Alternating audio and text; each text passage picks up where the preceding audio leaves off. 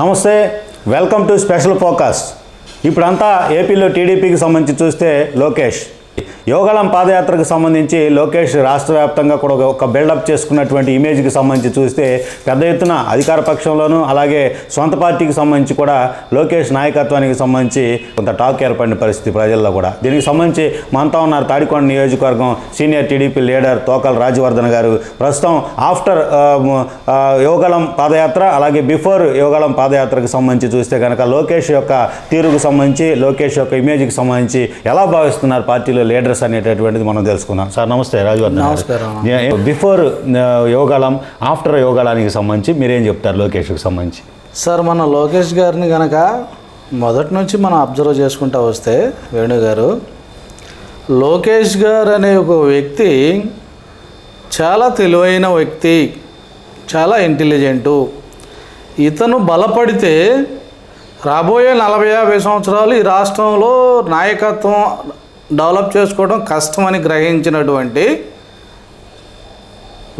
ఇతర పార్టీ నాయకులు, ముఖ్యంగా వైసీపీ పార్టీ నాయకులు లోకేష్ గారు ఇన్వాల్వ్మెంట్ లేని సందర్భాల్లో కూడా లోకేష్ గారిని వ్యక్తిగతంగా కుటుంబ వ్యవస్థ ప్రకారం ఆయన యొక్క శరీరాకృతిని బట్టి, ఆయన యొక్క మాట తీరుని బట్టి, ఆయన యొక్క వర్ణం, రంగు అన్నీ, అతని డ్రెస్ సెన్స్ అన్నిటిని కూడా పేరున మెన్షన్ చేస్తూ అనరాని బూతులు అనేసి మానసికంగా సైకలాజికల్గా లోకేష్ గారిని ఏదో ఇబ్బంది పెట్టే ప్రయత్నాలు చేశారు.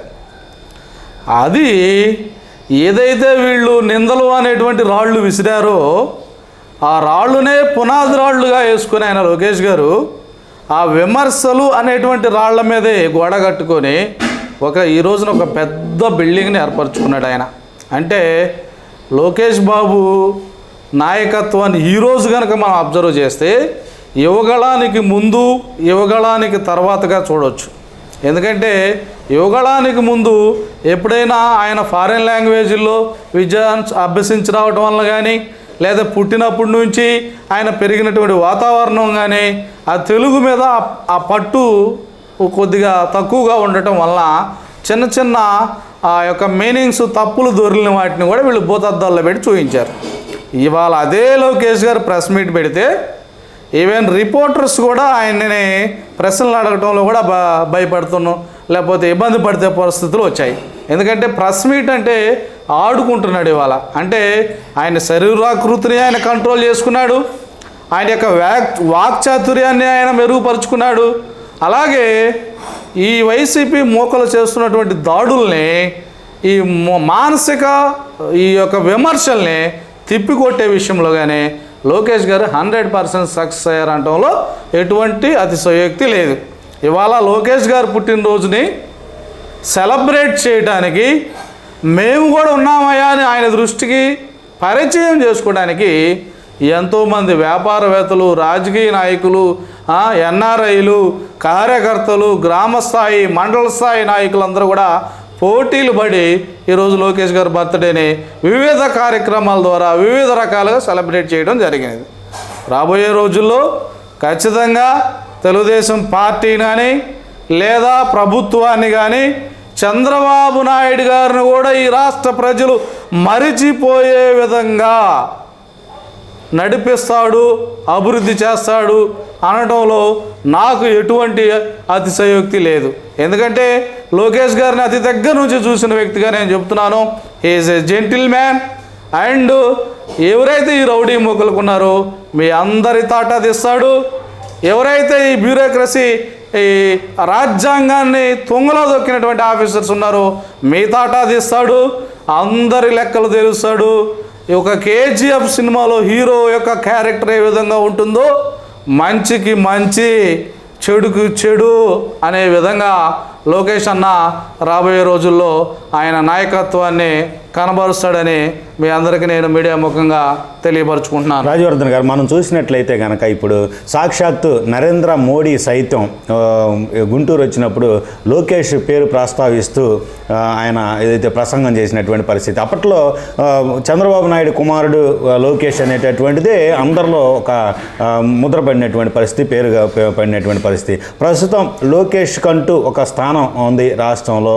లోకేష్ అనేటటువంటిది ఒక బ్రాండ్ క్రియేట్ క్రియేట్ అయింది ఆ పేరు అనేటటువంటిది మీరు ఎలా చెప్తారు? సరే, ఈరోజు చంద్రబాబు నాయుడు గారు మా నాయకుడు, గొప్ప నాయకుడు, ప్రపంచంలోనే అత్యున్నత నాయకుల్లో కొద్ది మందిలో చంద్రబాబు నాయుడు గారు కూడా ఒకరు, అందులో ఎటువంటి డౌట్ లేదు.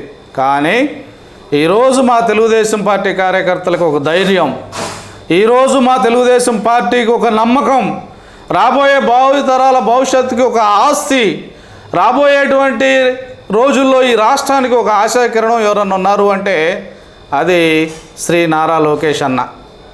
ఎందుకంటే పోయిన 2019 సార్వత్రిక ఎన్నికల్లో తెలుగుదేశం పార్టీ కేవలం 23 సీట్లు మాత్రమే పొంది అత్యంత ఘోర పరాజయాన్ని పొంది ఉన్న క్రమంలో ఈ దుండగుల మీద, ఈ యొక్క పనికిమాలినటువంటి అధికార పార్టీ జగన్మోహన్ రెడ్డి ప్రభుత్వం మీద పోరాడి నిలబడి తట్టుకొని కార్యకర్తల్లో ధైర్యాన్ని నింపి, కేడర్లో మనోధైర్యాన్ని నింపి ఈరోజు తెలుగుదేశం పార్టీకి 24 ఎన్నికల్లో 170 సీట్లు వస్తాయా, 160 సీట్లు వస్తాయా అనే స్థాయికి తెలుగుదేశం పార్టీ ఎదిగింది అంటే కేవలం నారా లోకేష్ అన్న నాయకత్వ పటిమ, ఆయన పోరాట పటిమే కారణం.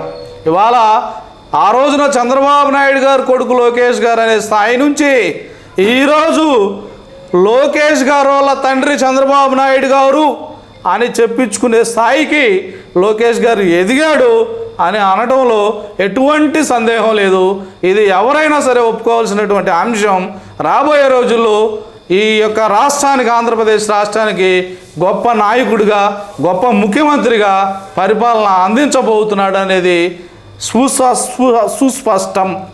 సార్, రాజవర్ధన్ గారు ప్రస్తుతం ఏదైతే ఏ రంగంలోనైనప్పటికీ కూడా చూసుకుంటే ఒక పుత్రోత్సాహం అనేటటువంటిది పుత్రుడు జన్మించినప్పుడే కాదు, అతను తనకు తను ఏదైతే ఒక పేరు తెచ్చుకోగలిగినప్పుడు, ప్రజల్లో కూడా మంచి ప్రశంసలు అందుకున్నప్పుడే తండ్రికి నిజమైనటువంటి ఒక పుత్రోత్సాహం అనేటటువంటిది అది ఇప్పుడు చంద్రబాబుకు ఉందని మీరు చెప్పగలరు? ఖచ్చితంగా అండి. ఈరోజు మా అధినాయకుడు చంద్రబాబు నాయుడు గారిని అక్రమ కేసులు బనాయించి మొన్న 53 రోజులు రాజమండ్రి సెంట్రల్ జైల్లో ఈ జగన్మోహన్ రెడ్డి ప్రభుత్వం నిర్బంధించి ఉన్నప్పుడు మా నాయకుడు ఒక్క క్షణం కూడా పార్టీ గురించి కానీ, కుటుంబం గురించి కానీ, తెలుగుదేశం పార్టీకి సంబంధించినటువంటి ఏ ఒక్క కార్యకర్త గురించి కానీ బాధపడకుండా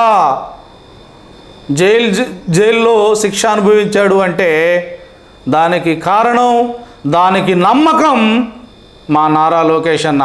ఎందుకంటే చంద్రబాబు నాయుడు గారికి తెలుసు, నా బిడ్డ లోకేష్ గారు నా కుటుంబాన్ని కాపాడుకోగలడు, నా కుటుంబానికంటే ఎక్కువైనటువంటి తెలుగుదేశం పార్టీని కాపాడుకోగలడు, తెలుగుదేశం పార్టీలో ఉన్నటువంటి ప్రతి ఒక్క కార్యకర్తని కాపాడుకోగలడు, అందుకు సంబంధించినటువంటి విజను, తెలివితేటలు, ఆ యొక్క పటిమ అన్నీ కూడా నా బిడ్డలో ఉన్నాయి అని గ్రహించి ఆ రోజు ఆయన ఆ 53 రోజులు తప్పుడు కేసులో కూడా లోపల ధైర్యంగానే ఉండగలిగాడంటే ఆ ధైర్యాన్ని ఇచ్చింది మాత్రం మా నాయకుడు, మా యువ నాయకుడు నారా లోకేష్ అన్న అని చెప్పడంలో ఎటువంటి సందేహం లేదండి. ఏదైతే సీనియర్ టీడీపీ లీడర్గా ఉన్నారు, మీరు కూడా రాజధాని తాడికొండ నియోజకవర్గానికి సంబంధించి కంటెస్టెంట్గా ముందుకెళ్ళేటటువంటి ప్రయత్నాల్లో ఉన్నటువంటి పరిస్థితుల నేపథ్యంలో ముఖ్యంగా చూసుకుంటే ఈసారి లోకేష్ పుట్టినరోజు టీడీపీ అధికారంలో ఉండి చేసుకోగలిగినటువంటి పరిస్థితి ఏ మేరకు ఉంటుందని మీరు ఆశాభావం వ్యక్తం చేస్తారు? ఖచ్చితంగా అండి. 2024 జనవరి 23వ తారీఖున ప్రతిపక్షంలో ఉండి మా యువనాయకుడు పుట్టినరోజును మేము ఈరోజు జరుపుకోవడం జరిగినది. రాబోయే 2025వ సంవత్సరం జనవరి 23వ తారీఖున మా యువనాయకుడు నారా లోకేష్ అన్న పుట్టినరోజుని అధికార పక్షంలో ఉండి ప్రభుత్వ లాంఛనాలతో అంగరంగ వైభవంగా రాష్ట్ర వ్యాప్తంగా జరుపుకోబోతున్నాము. అందులో ఎటువంటి డౌటు లేదు. అత్యధిక మెజారిటీతో 2024 సార్వత్రిక ఎన్నికల్లో తెలుగుదేశం పార్టీ, జనసేన కలిసినటువంటి ఉమ్మడి అభ్యర్థులు అధికారంలోకి రాబోతున్నారు. మా అధినాయకుడు చంద్రబాబు నాయుడు గారు ముఖ్యమంత్రి కాబోతున్నాడు. మా యువనాయకుడు నారా లోకేష్ గారు పార్టీని, ప్రభుత్వాన్ని రెండింటిని 2 కళ్ళతో చూసుకుంటూ అభివృద్ధి పదంలో నడపబోతున్నాడని చెప్పడంలో ఎటువంటి అతిశయోక్తి లేదు.